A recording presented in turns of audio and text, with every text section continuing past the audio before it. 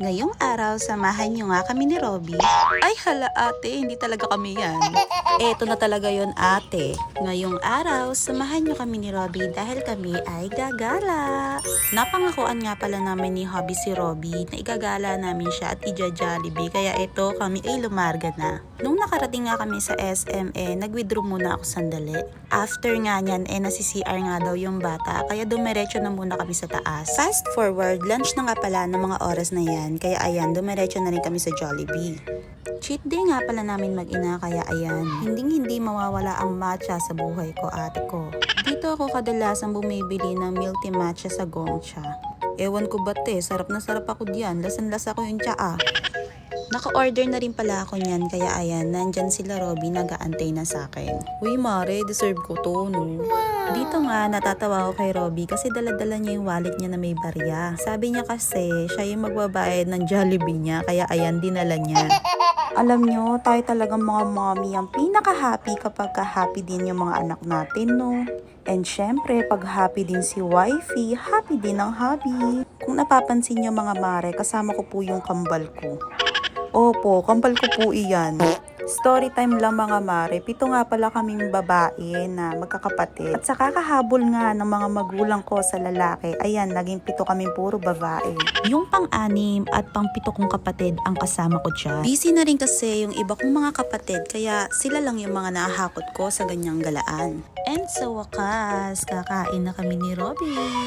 Mahalaga din talaga paminsan-minsan na lumabas tayo, mag-refresh, magpahinga. Deserve natin yan lahat po. Opo. We work hard for it. Kaya pag may sobra, ipangkain mo sa labas. Charing. Uy, pero seryoso ah. You need a break paminsan-minsan. Huwag niyo naman dalasan ate ko. Baka wala na tayong maulam kinabukasan. At para makumpleto nga ang araw ng anak ko, ayan, pinaglaro ko muna yung mga bata. Kita nyo naman diba, tuwan-tuwa sila. Oh, kilig na kilig pa nga. Super happy yarn. After nyan, sumandali lang kami sa National Bookstore. And sumandali lang kami sa Unisilver kasi pinaayos ko yung kwintas ni Robby na napigtas. Ay oo nga pala mga mare ko, singit ko lang to no. Bumili na po kayo ng lip tint ko. Ito nga pala yung Elise Cosmetics Lip and Cheek Tint.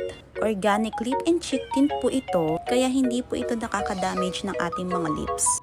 PM nyo lang po ako. And after naman namin magliwaliw sa SM, eto, naglalakad na kami, kainitan yan mga ate ko. Pupunta kami ng Robinson. Nagpahatid lang talaga kasi kami dyan sa kuya ko, kaya ayan, iniwanan na kami. Nagpunta na kami dito para mag-grocery lang ng kaunti. And syempre, kasama yan sa like mga ate ko. And alam nyo ba, nagre-request na si Robby na yung gatas niya is Bear Brand na daw. Kaya, ang binili kong gatas sa kanya ngayon is Bear Brand. Kailangan talaga budget lang din yung pag-grocery ko. Kasi ate, sa mahal ng bilihin ngayon, pati kuryente, tumataas na, pati dugo ko, taas na sa kanila.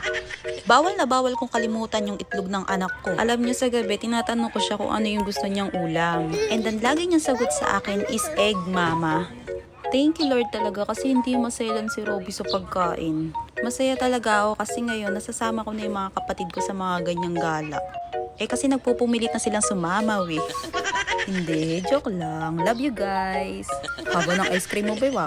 After niya, nagpasundo na rin kami kay kuya and then bumili lang ako ng bigas sa palengke. Tapos bumili lang ako ng pangmerienda nila nanay.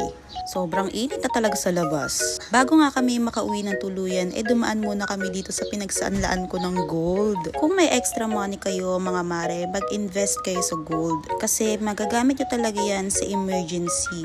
And sa wakas, pauwi na rin kami. Ay naku, salamat talaga Lord.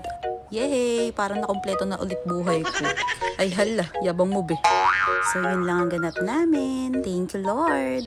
And thank you so much din, asawa ko. Ay hala, landi.